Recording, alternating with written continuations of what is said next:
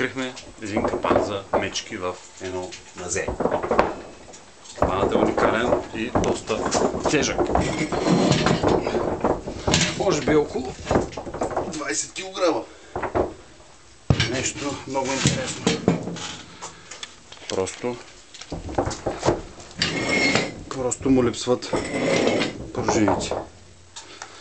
Стъпваш, може би моят крак е доста голям за което, къде се слага примамката. Просто уникално. Може би по-вероятно да е в тази посока. Всичко се върти. Малко е клясвано. Може би тук се връзва за някое дърво.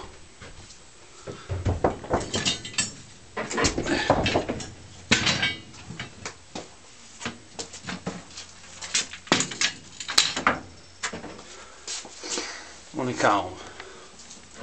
Супер уникално. Скоро виждане.